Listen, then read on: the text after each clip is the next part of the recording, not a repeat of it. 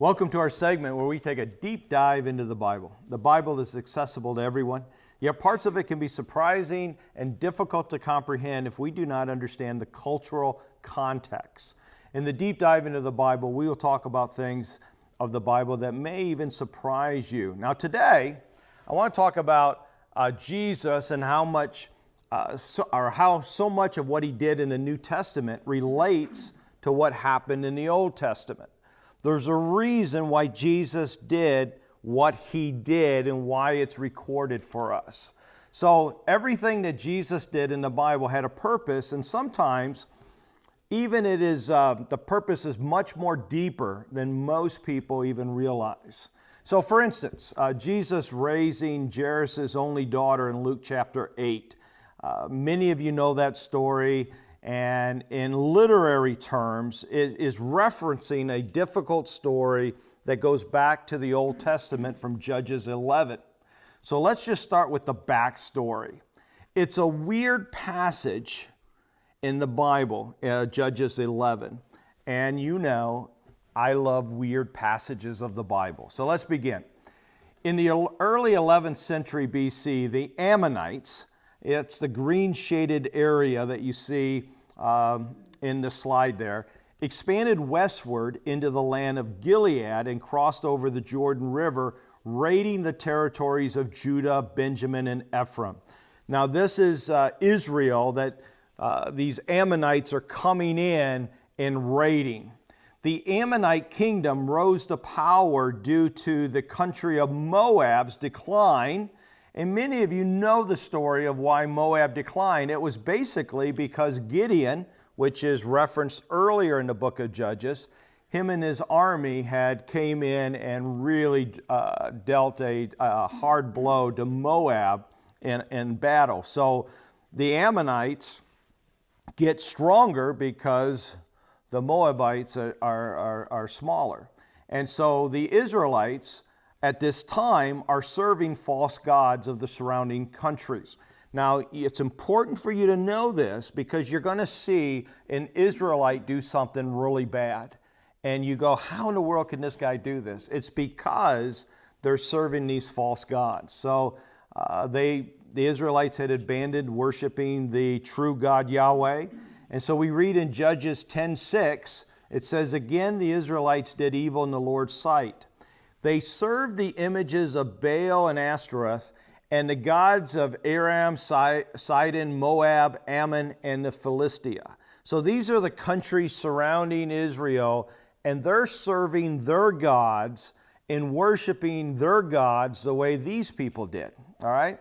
So they're no longer serving the Lord at all. And it's important to know this because of what happens in Judges 11 is explained by them serving these false gods.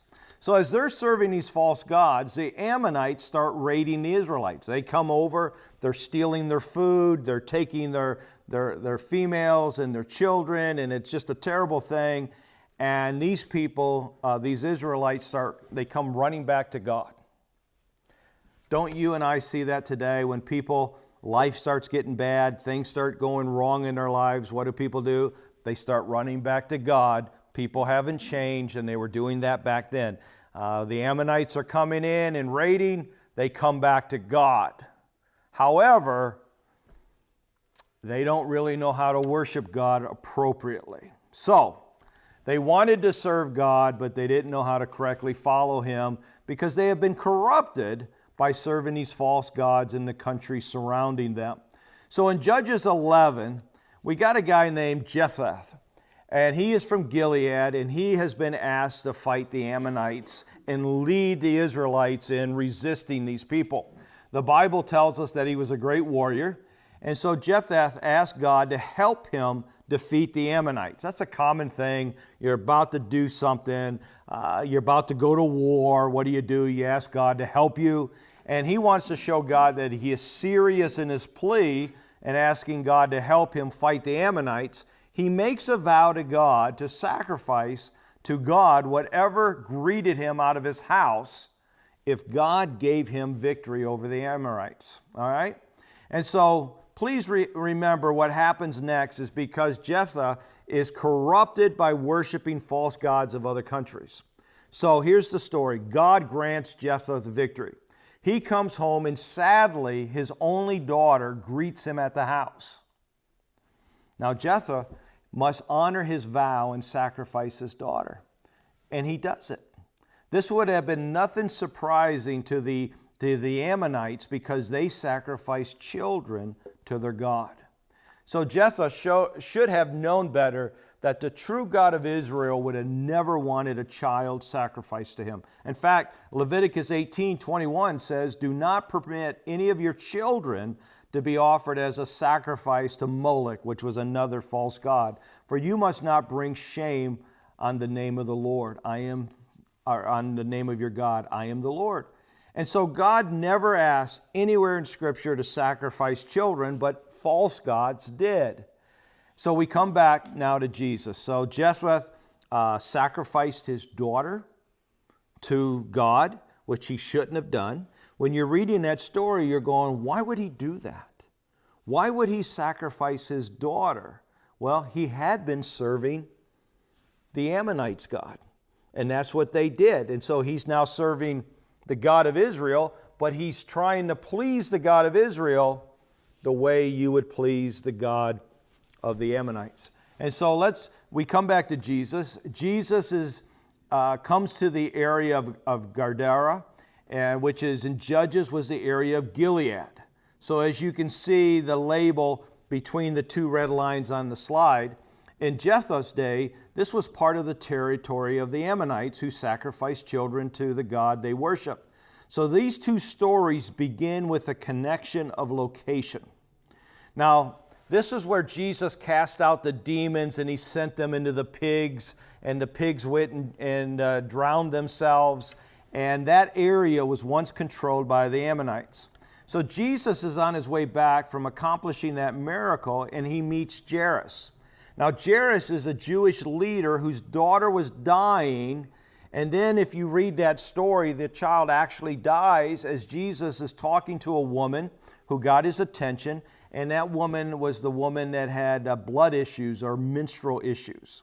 And then Jesus, after he got done dealing with that lady, he goes to Jairus' home and he raises his daughter from the dead. Now, let's continue to tie these two stories together by more than location. Remember that the redemption story of Jesus is restoring the world from the curse of sin that began in the Garden of Eden. Jesus is returning from Gadara, or in the time of Judges, this is the area of Gilead. So let's look how these stories are related and how Jesus' action is kind of reversing a sin and showing how he is supreme over false gods. In Jephthah's story and Jairus' story, we see some contrasts. Jephthah had only one daughter. Jairus had only one daughter. In the land of Jephthah was Gilead. Jairus encounters Jesus on the shore of the Sea of Galilee after Jesus returned from Gadara, or some say Gerasa, which was Gilead in the Old Testament.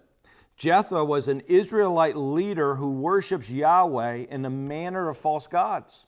Jairus was a Jewish leader who embraces Jesus.